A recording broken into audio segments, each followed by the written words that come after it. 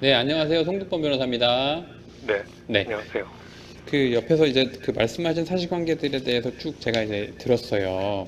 네. 네, 어, 그러면 지금 정확히 지금 현재 상태에서 궁금하신 부분은 어떤 게 좀 궁금하신 걸까요? 그러니까 지금 이렇게 지금 뭐 재판을 지금 한 네, 여러 번 했어요. 여러 번 네, 해서 거의 판결이 나서 네, 얼마 전에 그 뭐라 그러죠?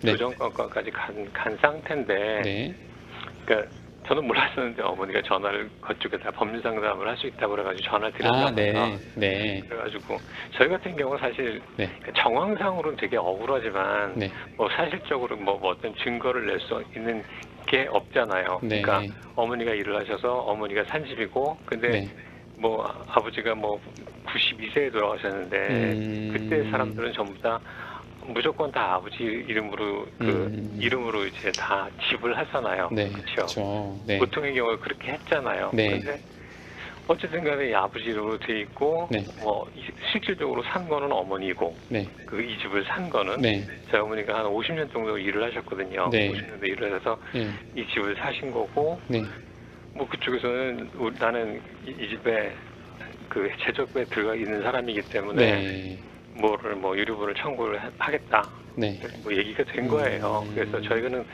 이런 경우라면은 좀 네. 어떻게 뭐 저희가 조금이라도 네. 물론 그렇게 돼 있으니까 재판부를 저희가 무시하는 게 아니라 안 네. 주시는 게 아니라 네.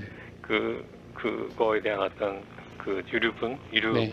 그거를 좀 줄일 수 있는 방법이 있지 않을까 뭐 조정 뭐 그게 되지 않을까라는 네. 그게 궁금해서 전화드린 거예요. 아, 네. 그러면 일단은 지금 하나만 더 여쭤보면, 그러면 아버님 명의로 있었던 아파트와 관련해서 상속재산을 주장하면서 상대방이 유류분 청구를 했다면 네. 그 아파트의 가액과 관련해서도 조금 쟁점이 됐을 것 같은데, 뭐 감정이 진행됐다거나 아니면 KB부동산 시세로 얼마인 게 확인이 됐다거나 뭐 이런 거는 있나요?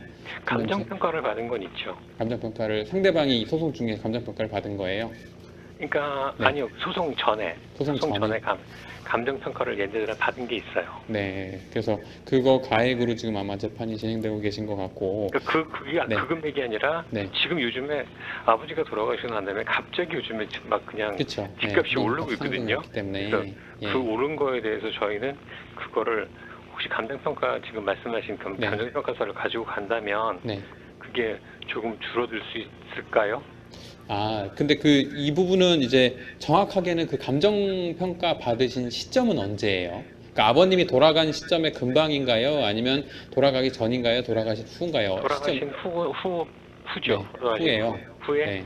어, 소송이 시작되기 전인 것 같아요. 시작되기 전이요. 네. 그래서 지금 상대방이 주장하는 금액보다 그 감정평가 받으셨던 금액이 더 낮다는 말씀이신 거죠? 그렇죠, 그렇죠. 예, 그 부분은 증거로 제출을 하실 수 충분히 있을 것 같아요. 왜냐면 그거는 그 해당 지금 현재 말씀하신 것처럼 이런저런 사실관계 비춰보면 제일 좋기로는 가령 어머님께서 소득 활동을 하셨다고 하면 어머님이 하신 구체적인 일들이 있을 거 아니에요. 어떤 회사에 다니셨으면 회사에 재직을 했다거나 그리고 그때 당시에 네. 급여가 얼마였고 또 아니면 아버님이 소득 활동을 만약에 못 하셨다면 아버님이 뭐 오히려 피부양자로 어머님 뭐 의료보험에 등재되어 있었다거나 그런 식으로 그 자금의 형성 경위와 관련된 자료들도 과거 자료들을 직접적으로 이게 어머니 돈이었다는 걸 증명하기 쉽지 않더라도 그런 간접적인 사실들을 통해서라도 주장을 일단 첫 번째는 해보셔야 할 것 같고 두 번째 이제 부동산의 가액과 관련해서도 말씀하신 것처럼 원칙적으로 유류분반환 청구 소송 같은 경우는 상속 개시 당시에 상속재산에 대한 본인의 그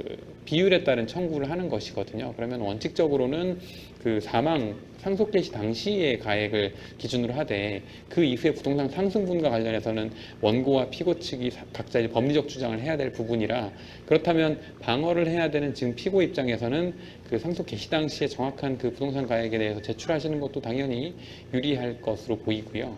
그다음에 네. 마지막으로 이제 말씀드리면 아까 말씀하신 사항 중에 이게 사실상 그 본인 그 어머님이 거주하시는 실제 거주 주택이고 이게 네. 현금을 보유한 상황이 아니다 보니 상대방에게 유류분반환 청구 소송으로 가액 배상으로 어떤 판결이 내려지면 실질적으로 지급할 수 있는 자력도 없고 또 이 거주해야 되는 집을 처분해야 되는 상황이라는 점에 대해서도 재판부에다가 소명을 하시면서 그러면 아까 말씀하신 것처럼 조정 같은 것도 네.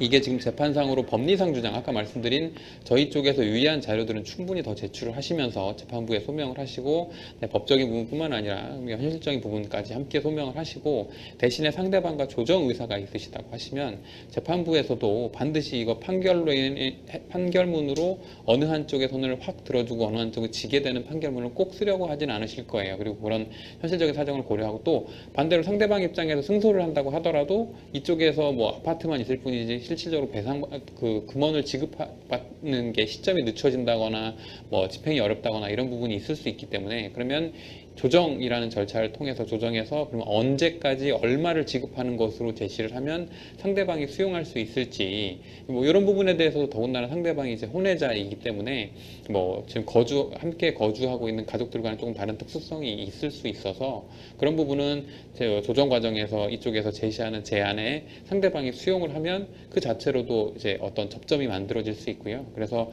판결이 나기 전에 조정 절차에서 양측이 일치된 의사가 정해지면 조정으로 확정이 될 수 있고, 조정으로 확정이 되면 당시에 조정장에서는 내가 이제 좀 하더라도 이제 이렇게 해야지라고 하고 나서 돌아 나와서 나 이거 너무 낮은 금액에 한 것 같아 이런 생각을 하더라도 번복을 할 수가 없어요. 그러니까 지금 이미 뭐 재판을 여러 차례 변론기를 진행하신 상태고 양측의 주장이 첨예하게 다른 상황이라고 하시면, 아까 저한테 말씀하셨던 유리한 사정들, 그런 사정들에 대한 자료는 일단 증거로 제출을 하시면서, 다음으로는 본인들께서 이제 현금으로 지급할 수 있는 자력이 없기 때문에 이 부분과 관련해서 조정기일을 지정해주면 조정에서 금액이라든지 시기라든지 이런 부분을 서로 맞추고 싶다, 그렇게 의사를 밝히시면 재판부에서 굳이 이걸 끝까지 판결로 가겠다라고 강행하시지는 않을 것 같아요. 그래서 그런 식으로 금액을 조금, 그러니까 왜냐하면 아까 말씀하신 것처럼 뭐 상속 당시에는 이게 더 낮았는데 지금 뭐 부동산의 시세라든지 이런 게 올라갔을 뿐이고 현실적으로, 그리고 금원을 보유한 게 아니고 뭐 그런 부분들에 대해서